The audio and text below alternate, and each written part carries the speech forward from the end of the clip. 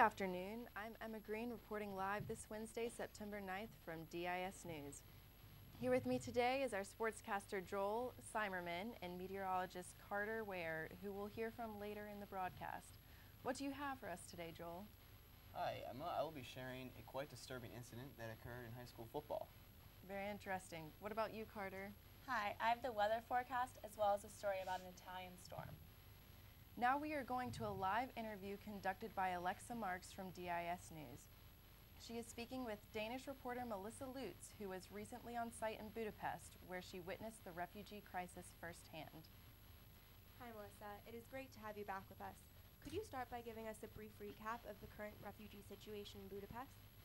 As you know, refugees from all over the Middle East are seeking asylum in the European Union due to ongoing conflicts and wars in their home countries. Currently, most refugees in Budapest are hoping to eventually make it to Munich, first having to travel through Hungary and Austria.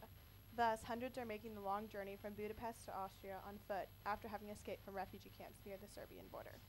How have civilians reacted to the uproar? Many people believe this crisis to be a shameful breach on human rights. Volunteers from as far as Germany have come to help drive refugees from Budapest to the Austrian border and beyond.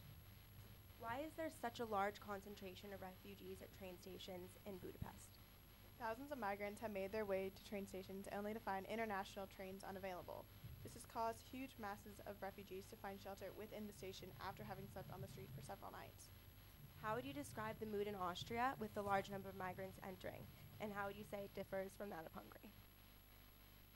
Austrians have welcomed the refugees with open arms, greeting them with cheers and donations. The Austrians are very proud of the way their government is handling the situation in this time of crisis. What impact do you think this crisis will have on European migration policies? This crisis has definitely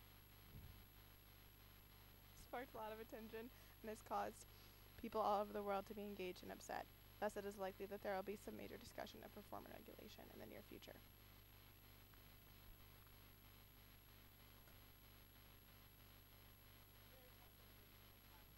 We will be keeping close watch on what's to come. Now, it will be interesting to hear a more local perspective on the refugee crisis in Europe. Now, focusing in on the Danish perspective on the current migrant crisis, we have sent a team to the streets to ask locals about their thoughts and opinions on refugees entering Denmark. Thanks, Emma. We're here in the streets of Odense interviewing Danes about their opinions on refugees entering Denmark. What do you think about Denmark letting in refugees who would like to stay here? I think they should definitely let the people in. Yeah. And I don't understand why we're being so mean to our neighbors. Many people believe that Denmark is a very financially stable country and that they're able to take on Danes, like you're saying. But do you have any insight on why you think a lot of Danes don't want refugees to enter the country?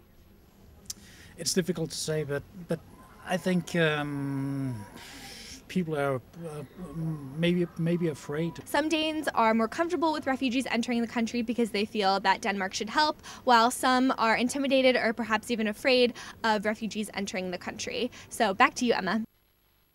Thanks, Mary Claire. The 2016 U.S. election is reaching dramatic heights as 22 people have now declared their candidacy for president. With 5 Democrats and 17 Republicans running, the race is more cluttered than ever. Trump still leads in the Republican polls, with Cruz, Rubio, Bush fighting to gain support in the upcoming months. Clinton and Sanders are head-to-head in the Democratic polls, with other candidates staggering behind. So why are there so many presidents running? Experts suggest that newcomers continue to join the race to further their own political agenda, despite the expensive and grueling campaign process. Others say that high-strung egos could be to blame. With polling numbers changing daily, it is impossible to know who the final candidates will be in the general election. Only time will tell.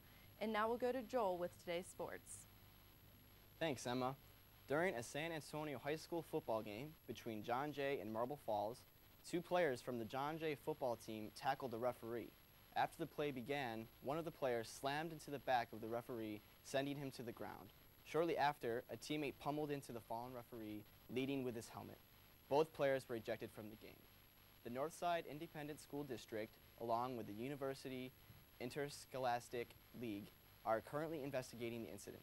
According to Wayne Elliott of the Austin Football Officials Association, the referee was very upset and wanting to press charges. Officials are hoping to uncover what caused the incident. In other news, the weather for the coming days is looking very sunny. What can people expect this week, Carter? Thanks, Joel. Today in Odense, the high is a sunny 17 degrees Celsius, with only a 45% chance of rain. The temperature will drop to 11 degrees Celsius around 7 p.m., reaching a low of 9 degrees. Tomorrow, it will be partly cloudy with a high of 18 degrees. Friday, the high is 19 degrees, partly cloudy with a chance of rain. Saturday will be the warmest day of the week at 20 degrees, and Sunday there will be clouds and rain at 18 degrees. In international weather news, fist-sized hail fell in Italy over the weekend at speeds up to over 190 kilometers per hour. The hailstorm was caused by a southward plunge in the jet stream. This plunge created a thunderstorm in the Mediterranean and caused the massive hail in Naples and Cernovia. Several people were injured in the storm, along with massive property and crop damages. It is estimated that each year, hailstorms cause damages worth more than $1 billion. Next, let's return to Emma for our final stories. Thanks, Carter. An overgrown runaway sheep found in Australia was shorn for the first time on Thursday, yielding 89 pounds and 3 ounces of wool, the equivalent of 30 sweaters. During the shearing, the sheep lost almost half of the body weight and shattered the previous world record for the most wool shorn by over 25 pounds. The 5 or 6-year-old ram, now named Chris, was rescued by the RSPCA a week ago outside of Canberra and was taken to the town to be shorn shortly after. Tammy Van Dange, the chief executive of Canberra's RSPCA chapter, hopes to register the fleece shorn from the ram with Guinness World Records. Earlier this month, LEGO reclaimed its spot as the biggest toy producer in the world from America's toy company Mattel. Early last year, LEGO was on the verge of collapse due to its delayed response to the demand for digital toys and games. In 2015, after writing the success of the highly rated LEGO movie, the company's profits have risen 18%. Experts believe that the surge is due to expanding factories around the world and increasing investments, especially in Asia. Additionally, despite controversial gender stereotype accusations, LEGO's increased popularity in its girls' line of LEGO sets also played a crucial role in raising profits. Sales and LEGO's success are predicted to continue to grow in the next few years due to increasing popularity in mobile apps, video games, amusement parks, and the expected release of the LEGO Movie sequel in 2018. That's all for today's top stories. I'm Emma Green with DIS News. Thank you for watching.